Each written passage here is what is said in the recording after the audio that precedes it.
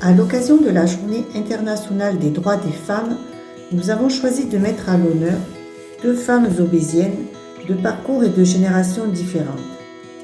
Madame Ségolène Sétour, 36 ans, concertiste et professeure de violon au Conservatoire de Montpellier, et Madame Maryse Courdouan, 82 ans, personne dévouée dans le village. Qui ne connaît pas Maryse à Aubais? Maryse est quelqu'un qui parcourt les rues du village à toutes les heures de la journée ou de la nuit pour aider et tenir compagnie aux personnes seules ou malades. Maryse, fille unique, a renoncé à sa profession d'éducatrice pour rester vivre à Aubais auprès de ses parents et élever ses deux enfants.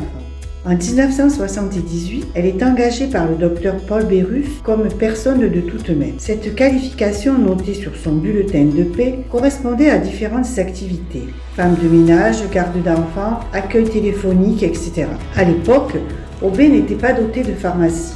Maryse recueillait les ordonnances établies par le docteur et se rendait avec son propre véhicule à la pharmacie d'Aiguevive 2 fois par jour pour récupérer les médicaments qu'elle distribuait ensuite au domicile de chacun. Ceci jusqu'à l'ouverture de la pharmacie à Aubais en 1984. Elle a travaillé par la suite au cabinet et au domicile du docteur Michel Cadillac. Les filles du médecin appréciaient bien sa compagnie. Depuis qu'elle est à la retraite, Maryse s'est beaucoup plus investie dans le bénévolat. Elle aime le lien social, le contact des personnes. Elle ne se pose pas de questions. C'est tout naturellement qu'elle va vers les autres avec simplicité et empathie. Elle a accompagné de nombreuses personnes âgées en fin de vie, de caractères différents et pas toujours faciles.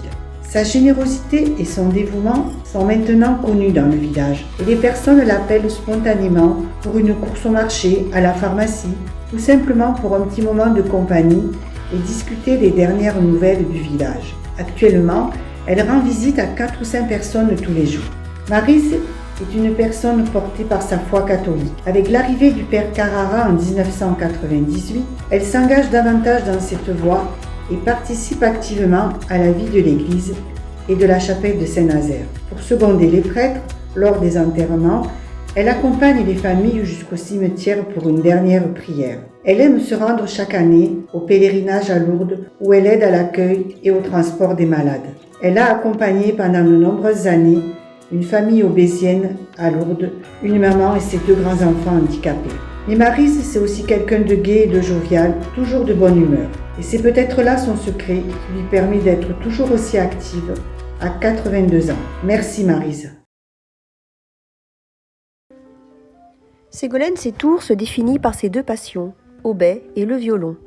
Son enfance, elle commence par nous raconter qu'elle est née à Aubais, où elle a grandi, élevée par 2 femmes aubésiennes, Jacqueline Morel et sa nounou Josette Mouilleur, qu'elle appelle Tata Josette ou Tata Jo. Ces femmes lui ont inculqué l'amour d'Aubais. Ses parents vivaient à Nice, mais ils venaient en vacances à Aubais. Et un jour, Claudia a dit à son amie qu'une maison se vendait rue des Cazeaux.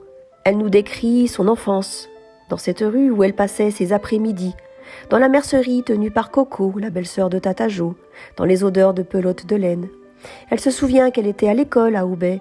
Elle se souvient de sa maîtresse Marcel et elle nous dit son immense fierté que son fils Victor suive ses pas. Et le violon ? À l'âge de 5 ans et demi, ses parents l'inscrivent à des cours de piano, avec une professeure stricte et sévère. Au bout de 6 mois, elle passe au violon. Elle a 6 ans. À cette époque, son père est invité à passer 1 an dans l'atelier d'Alexandre Calder, à Saché, petit village d'Indre-et-Loire. Et c'est là qu'elle apprend le violon auprès de Sylvain, le jardinier de Calder, Sylvain qui était violoniste et qui étudiait au conservatoire de Tours. Elle poursuit ses études de violon au conservatoire de Montpellier, où elle s'inscrit à l'âge de 10 ans. Elle suivra également des masterclass chaque été en Italie. Elle y apprendra 2 langues, celle du violon et celle de l'Italie.